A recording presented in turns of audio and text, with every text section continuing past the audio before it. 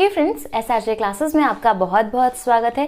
देखिए, आज से हम इंडियन ज्योग्राफी के बारे में पढ़ने वाले हैं। हिस्ट्री की वीडियो को हम कंटिन्यू करके रखेंगे, लेकिन इंडियन ज्योग्राफी के बारे में पढ़ना ज़रूरी हो जाता है क्योंकि आप सभी को पता होगा कि एमपीपीएससी का एग्ज़ाम आ चुका है और इसके साथ साथ में बहुत सारे अलग अलग एग्ज़ाम सामने हैं। तो उनकी तैयारी करने के लिए हमें शॉर्ट फॉर्म में एक क्रैश कोर्स की तरह हम भारत के भूगोल को पढ़ेंगे। देखिए, इंडियन ज्योग्राफी जब हम पढ़ना शुरू करते हैं तो हमें पता होना चाहिए कि भारत कहाँ पर स्थित है। तो आप सभी को पता होगा कि भारत एशिया महाद्वीप पर स्थित है।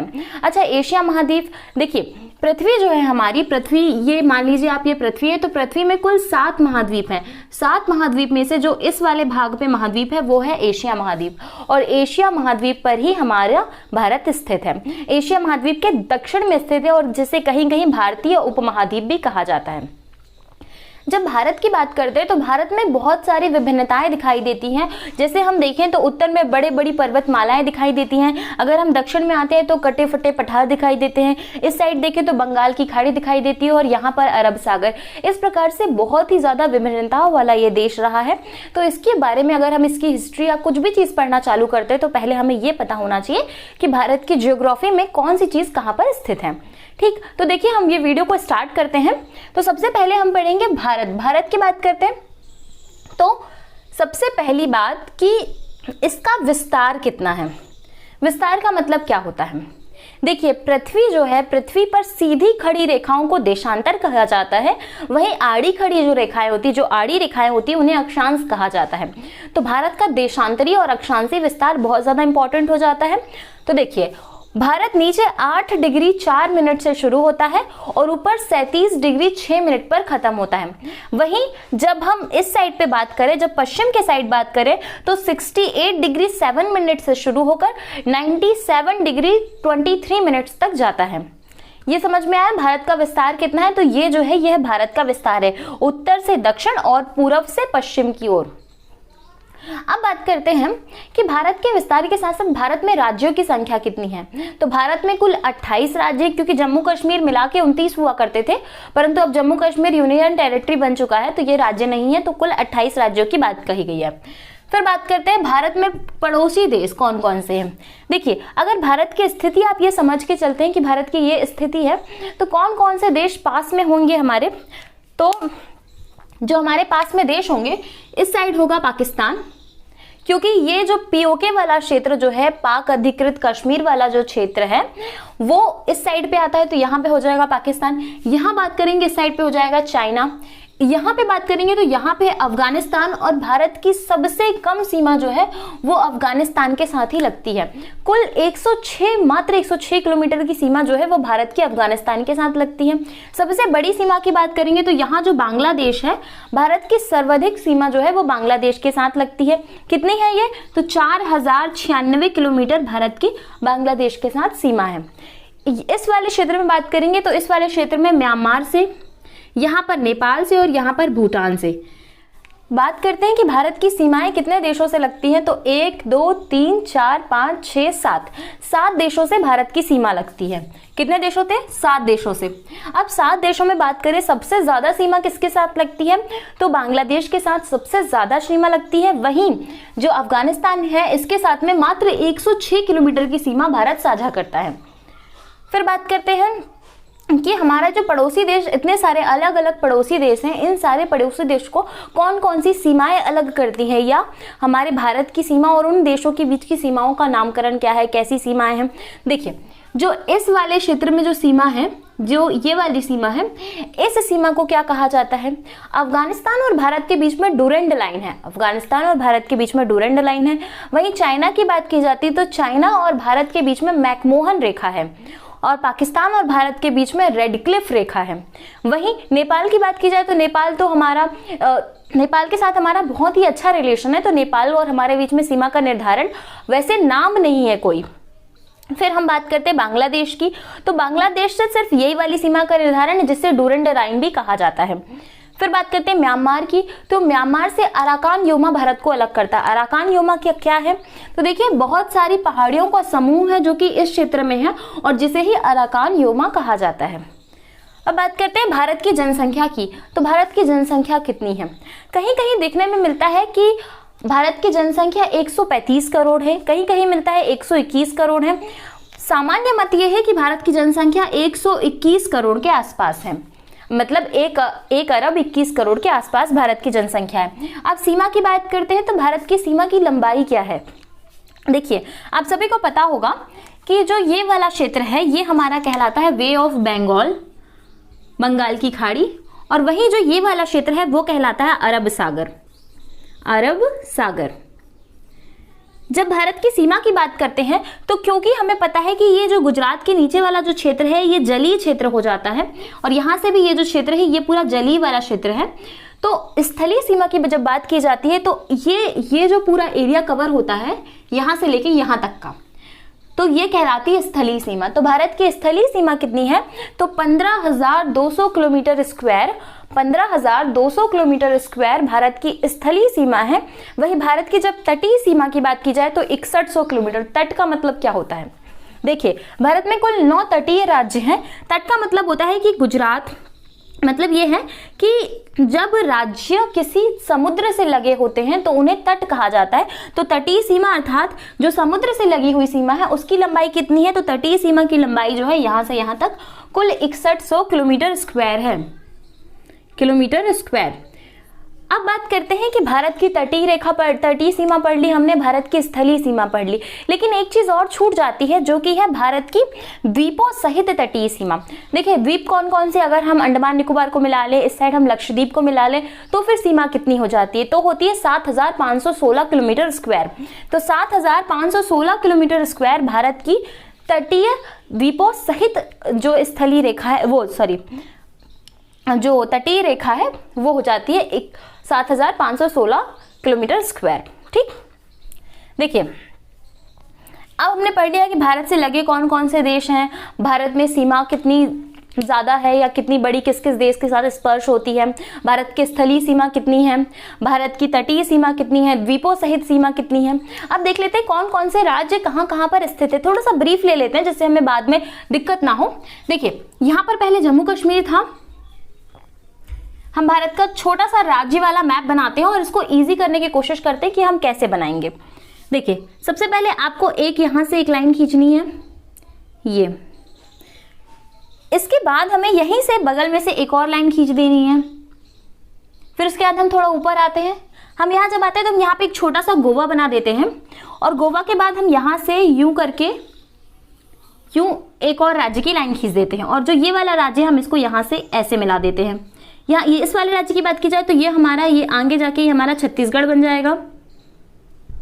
यहाँ की बात की जाए तो यहाँ पे जहाँ पे हमने गोवा कट किया था, गोवा के ऊपर हम आते हैं और गुजरात के पास यहाँ से हम महाराष्ट्र को काटते हैं। महाराष्ट्र की जो लाइन है वो हम छत्तीसगढ़ में जाकर स्पर्श करते हैं, और फिर यहाँ पे जो है यहाँ पे हमारा एमपी बन जाएगा।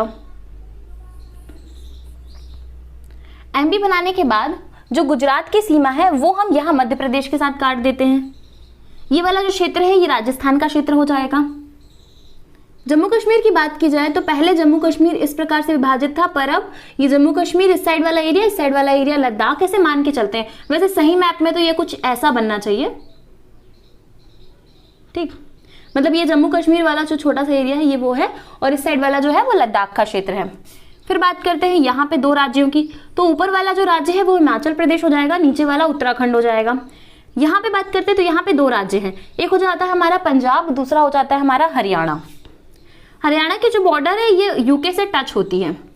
फिर बात करते हैं ये मध्य प्रदेश, मध्य प्रदेश के बाजू में अब हम बनाएंगे उत्तर प्रदेश। देखिए ये बन गया उत्तर प्रदेश। उत्तर प्रदेश की सीमा जो है वो छत्तीसगढ़ को स्पर्श होती है। फिर बात करते हैं यहीं पे जो है हमारा बिहार कट जाएगा। बिहार के बाद जो ये नीचे वाला क्षेत्र बचा, ये क्षेत्र कौन सा होगा, तो ये झारखंड वाला क्षेत्र होगा, और यहाँ बन जाएगा एक उड़ीसा, और नीचे बन गया झारखंड।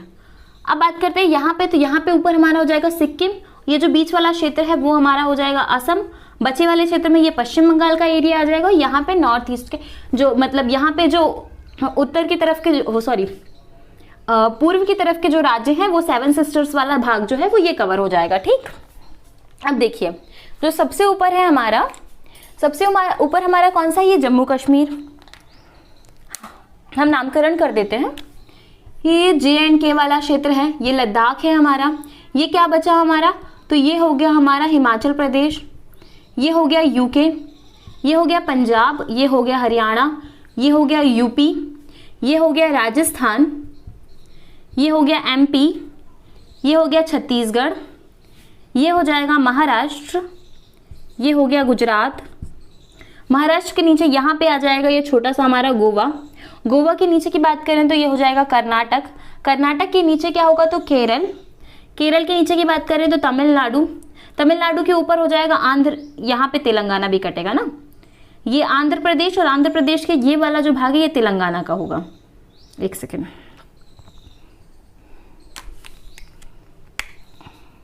एक सेकेंड, यहाँ पे तेलंगाना भी कटेगा।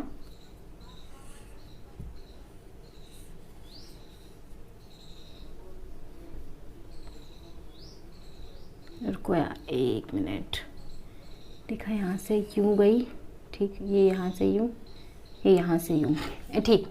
तो ये वाला जो भाग है ये जो होगा हमारा तेलंगाना हो जाएगा, ठीक है, ठीक ठीक, ये समझ के चलते हैं। ये वाला जो भाग है हमारा तेलंगाना हो गया। फिर ये हो गया आंध्र प्रदेश। छत्तीसगढ़ के बाजू में क्या हो जाएगा तो यहाँ पे हो जाएगा हमारा उड़ीसा। उड़ीसा के बाजू में बात करते हैं तो ये हमारा हो जाएगा झारखंड, उसके बाजू में पश्चिम बंगाल, फिर बिहार, और फिर ये नॉर्थ ईस्ट के राज्य आ जाते हैं, ठीक है। यहाँ तक की बातें समझ में आई।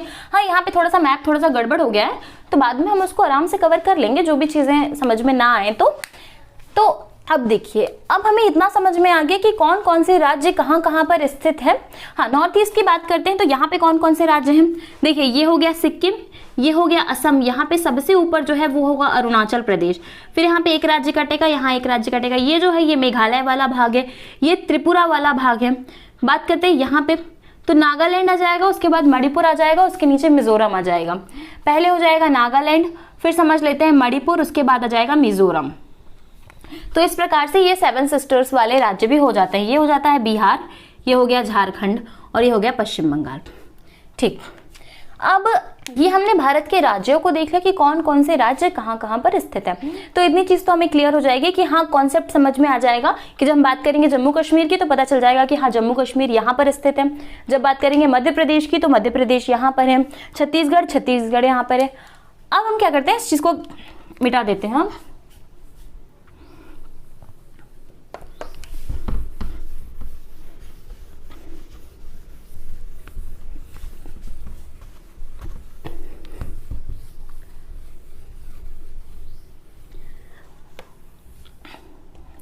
जब हम भारत को पढ़ने की बात करते हैं, जब इंडियन ज्योग्राफी की बात की जाती है तो इंडियन ज्योग्राफी में जो सबसे महत्वपूर्ण भाग हो जाता है वो होता है भौतिक विभाजन। अर्थात भारत का विभाजन किस प्रकार से किया गया है पढ़ने की दृष्टि से और समझने की दृष्टि से। तो भौतिक विभाजन की बात करते हैं तो इसे 4 भागों में बांटा गया है। 4 कौन कौन से भाग हो सकते हैं। हमने पढ़ा कि भारत के उत्तर में पर्वतमालाएं हैं, तो भारत का पर्वतीय क्षेत्र पहला भाग। दूसरा हो जाएगा भारत उत्तर का विशाल मैदान। विशाल मैदान कौन कौन सा, देखिए, भारत के ऊपर वाले जो हिस्सा है, ऊपर वाला जो हिस्सा है तिब्बत और चीन के आसपास का हिस्सा, वहां से कुछ बड़ी बड़ी नदियों का संगम होता है, और भारत से भी ऊपर से बहुत सारी बड़ी बड़ी नदियों का संगम होता है, जो वो उद्गम होता है, क्योंकि उत्तराखंड के जो एरिया से गंगा, यमुना, वहीं जब तिब्बत की बात की जाती है तो वहां से ब्रह्मपुत्र नदी, सिंधु नदी, ऐसी बहुत सारी बड़ी बड़ी नदियों का उद्गम होता है। और जब इन नदियों का उद्गम होता है तो ये अपने साथ बहाकर बहुत सारे कंकड़, पत्थर और अपरदित मृदा लेके आती हैं, जिसके बाद एक बड़े से मैदान का निर्माण हुआ, जिसे ही कहा गया उत्तर का विशाल मैदान। तीसरे जब भाग की बात की जाए तो वो है दक्षिण का पठार, और जो चौथे भाग की बात की जाए वो है द्वीप समूह। द्वीप समूह का मतलब वही है हमारा कि एक बंगाल की खाड़ी के साइड के द्वीप समूह, दूसरे अरब सागर के साइड के द्वीप समूह, ठीक। तो पहले पढ़ते हैं भौतिक विभाजन। देखिए, हम थोड़ा सा फास्ट लेके चलेंगे वीडियोस को, क्योंकि अभी इतना टाइम नहीं है कि हम एक एक चीज को बहुत अच्छे से कवर कर सके। थोड़ा फास्ट चलेंगे, एग्जाम की दृष्टि से महत्वपूर्ण है जो कि।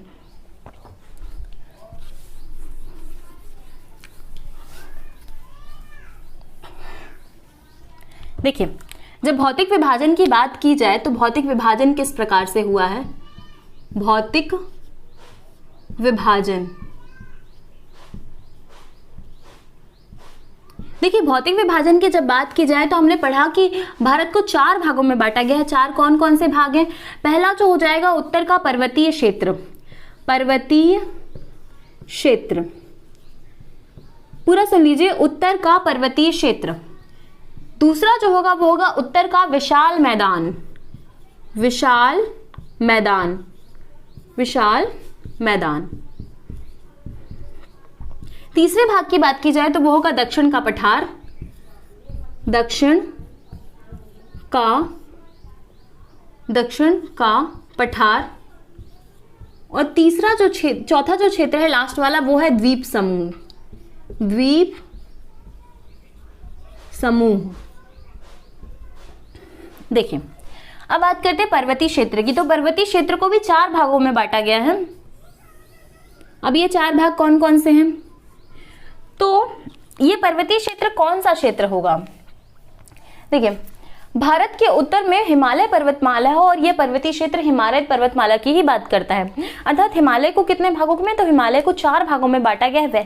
सेम टू सेम वही चीज है यहाँ पर कि पर्वतीय क्षेत्र को 4 भागों में बांटा गया है। कौन कौन सी भाग है? तो पहला जो है वो कहलाता है ट्रांस हिमालय, दूसरा जो है उसे कहा जाता है वृहद हिमालय, तीसरा जो है उसे कहा जाता है लघु या मध्य हिमालय और चौथा जो है उसे शिवालिक कहा जाता है। देखिए पहला जो है वो कहलाता है ट्रांस हिमालय, दूसरा जो भाग है वो कहलाता है वृहद हिमालय, तीसरा जो है वो कहलाता है लघु या फिर मध्य हिमालय और चौथा जो है वो कहलाता है शिवालिक, शिवालिक। ये नाम से समझ में आ रहा है कि ट्रांस हिमालय, वृहद हिमालय, लघु या शिवालिक। इसमें से जो हमें इंपॉर्टेंट चीजें ध्यान रखनी है कि ट्रांस हिमालय जो है वो सबसे पुराना भाग है, ट्रांस हिमालय सबसे पुराना भाग है, शिवालिक सबसे नया भाग है। अब बात करते हैं विशाल मैदानों की। तो जो नदियों के द्वारा अपरदित मृदा लाई गई उससे जो नदियों का मैदानों का निर्माण हुआ, उन मैदानों के निर्माण में ये मैदानों को कितने भागों में बांटा गया है? देखिए इन्हें भी 4 भागों में बांटा गया है। कौन कौन से भाग रहे हैं? तो पहला जो भाग है वो कहलाता है बांगर प्रदेश, बांगर प्रदेश, दूसरा कहलाता है तराई प्रदेश, तीसरा कहलाता है खादर, खादर और चौथा कहलाता है भाबर, भाबर। एक मिनट, बांगर, बांगर, भाबर, भाबर, तराई, खादर और बांगर प्रदेश। इस प्रकार से 4 भागों में इसे भी बांटा गया है। किसको? विशाल मैदानों को। दक्षिण के पठार की बात की जाए तो पठार को भी 3 भागों में बांटा गया है। अब ये 3 भाग कौन कौन से? पठार की बात की जाए तो दक्षिण का क्षेत्र था, तो पहला हो जाएगा हमारा पश्चिमी घाट, दूसरा होगा पूर्वी घाट और तीसरी होगी अरावली पर्वत श्रृंखला। पहला हो जाएगा पश्चिमी घाट, दूसरा होगा पूर्वी घाट, पूर्वी घाट और तीसरा जो होगी वो होगी अरावली।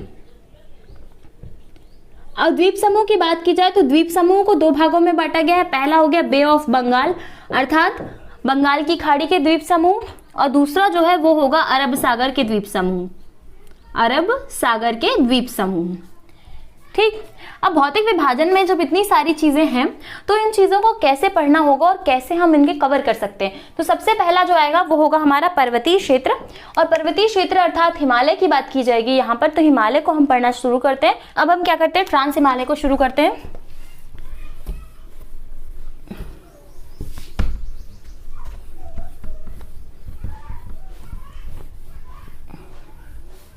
देखिए सबसे पहला जो टॉपिक है वो हमारा है ट्रांस हिमालय, ट्रांस हिमालय।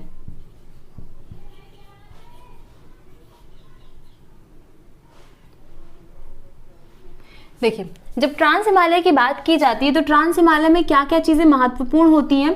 तो ट्रांस हिमालय सबसे पहली बात कि सबसे पुराना है, सबसे पुराना है। इसके बाद 3 पर्वत श्रृंखलाएं इस पे स्थित है। कितनी? 3। कौन कौन सी है? पहली होगी काराकोरम,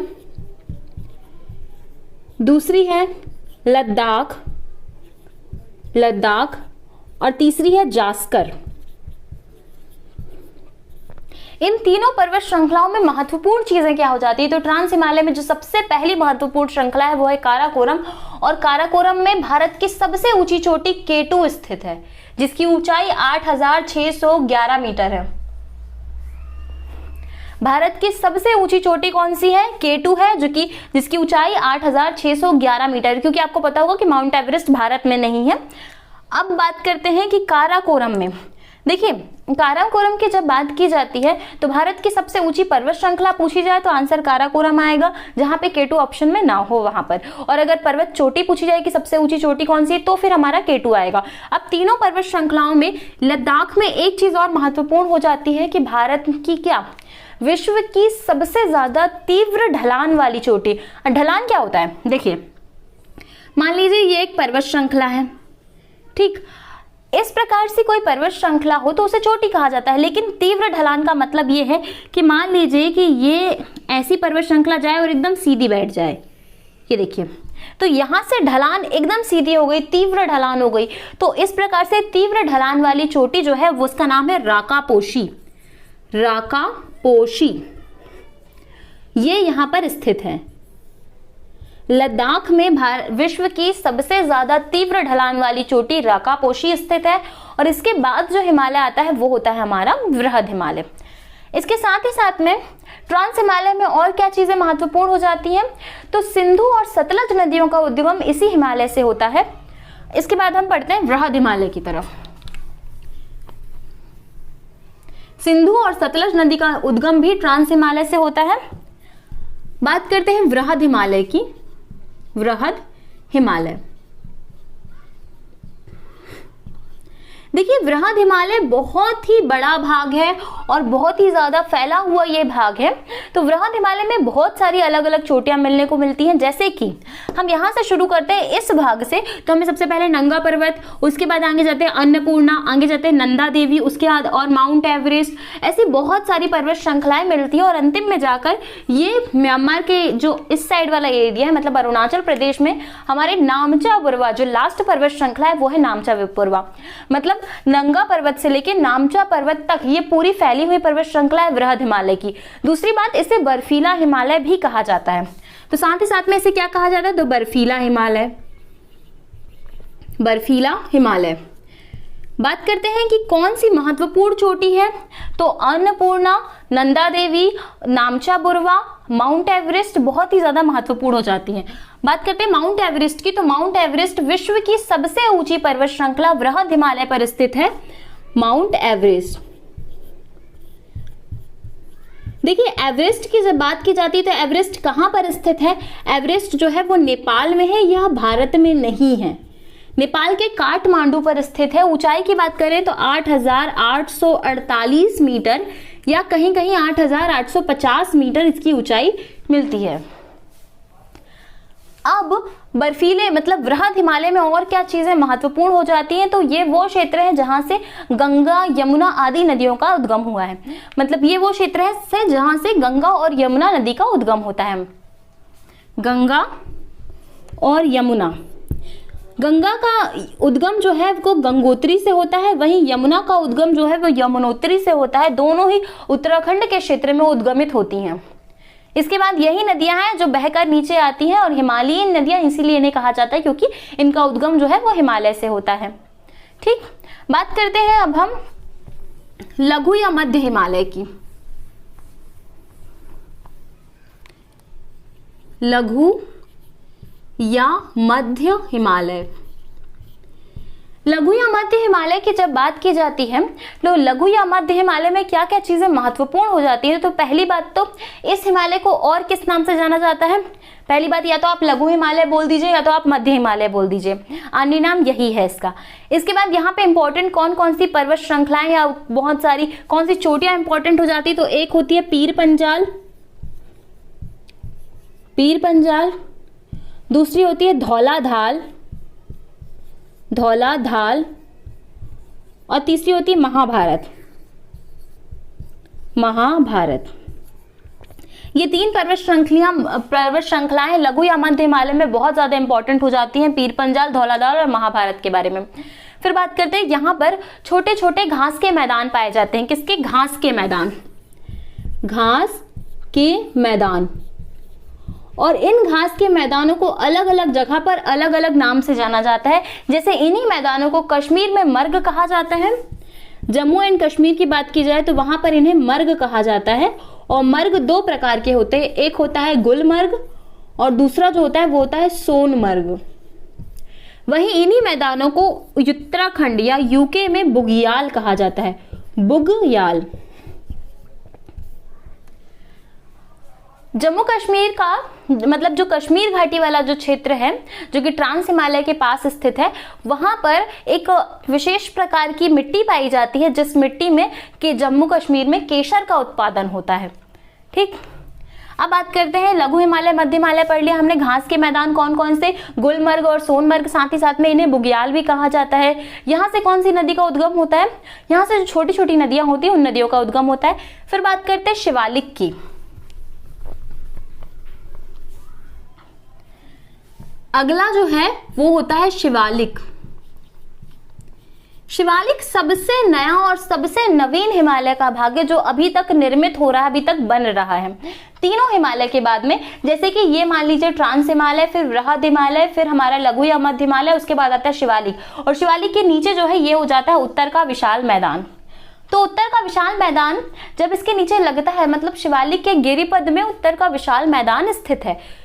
बहुत सारी नदियां जब यहाँ से उद्गमित होती हैं तो अपना जल लेके आती हैं और साथ ही साथ में जल के साथ साथ बहुत ही सारे मिट्टी और पत्थर भी लेके आती हैं। और यहाँ पर मतलब शिवालिक के नीचे जहाँ पहाड़ खत्म होता है, जहाँ से मैदान शुरू होते हैं, तो वहाँ से आगे जाकर नदियाँ उन पूरे पत्थरों को जमा करती जाती हैं, जिसके कारण ही शिवालिक के नीचे भाबर प्रदेश बनता है।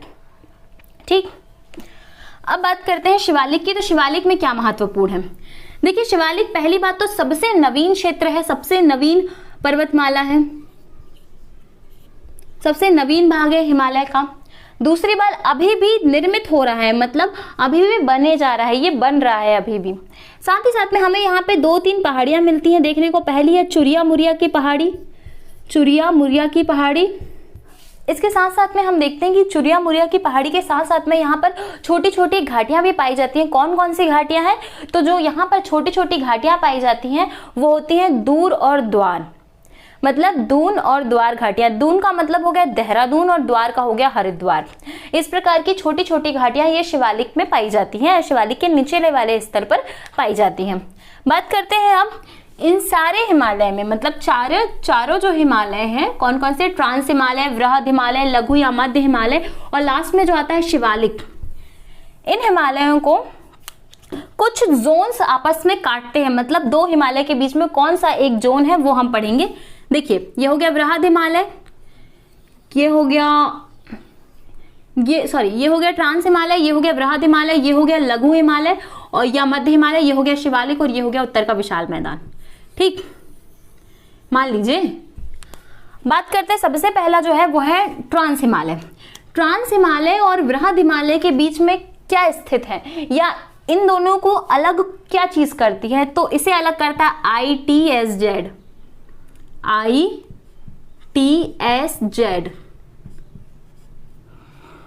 ITSZ का मतलब क्या है? Indo Tsangpo suture zone.